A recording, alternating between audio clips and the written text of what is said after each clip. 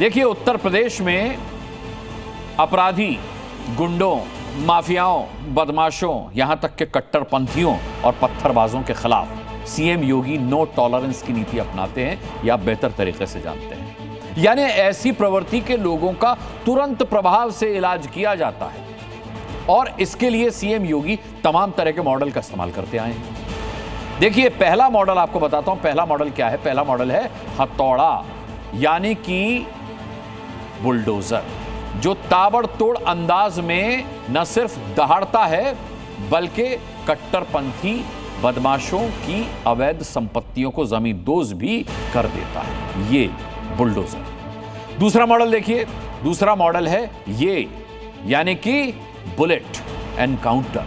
अपराधी कोई भी हो, कितना भी शातिर क्यों ना हो, उसका इलाज योगी फोर्स पीतल ठोक कर करती है। जी, अब बताता हूं तीसरा मॉडल क्या है। देखिए, तीसरा मॉडल है ये फ्लैग मार्च, यानी जिस भी इलाके में तनाव बढ़ता है, जहां दंगा भड़कने की आशंका होती है, वहां योगी फोर्स पूरे जत्थे के साथ गश्त लगाती है ताकि हालात को कंट्रोल किया जा सके। लेकिन अब सीएम योगी ने साल 2026 में नए मॉडल को लॉन्च किया है और वो है जुलूस मॉडल। जी हां, यानी अपराधी गुंडों को बीच सड़क पर कान पकड़कर घुमाना, उनसे माफी मंगवाना।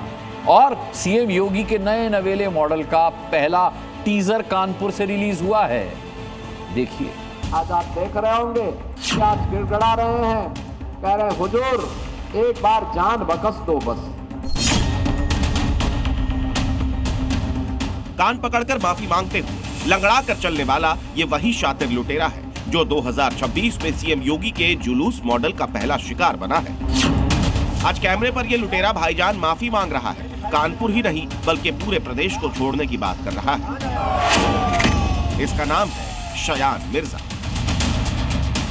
ये योगी का यूपी है। यहाँ अपराधियों का या तो परमानेंट नर्क का टिकट कट जाता है या फिर वो एक पैर वाले हो जाते हैं। और अब 2026 में उससे एक कदम आगे बढ़कर बदमाशों की इस अंदाज में नुमाइश भी की जाएगी।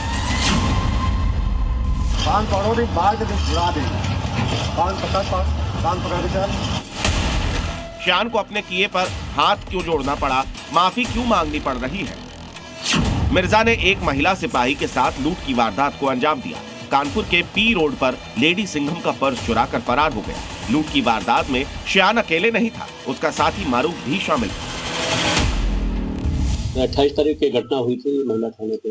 महिला वो जब जा रही थी तो उनके जो है बैग और उनका मोबाइल छीन लिया था। उसमें एक इसको पकड़ के जेल भेजा गया। हमारी सर्विलांस की टीम लगी हुई थी, हमने इसको बाहर तक पेश किया। बीच में ये जिला छोड़ दिया था, लेकिन हमारी टीम लगी रही और फाइनली इसको अरेस्ट किया है।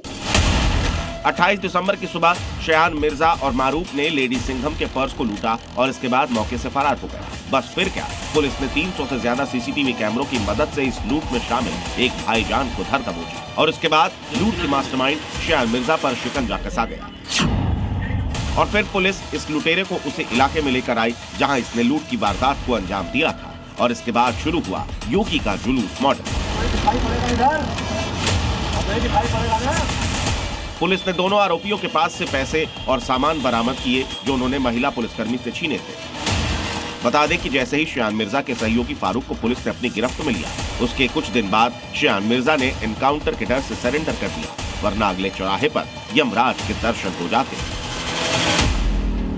अगर बेटी की सुरक्षा के साथ खिलवाड़ किया तो तय मानिए कि अगले चौराहे पर यमराज टिकट काटने के लिए खड़ा होगा।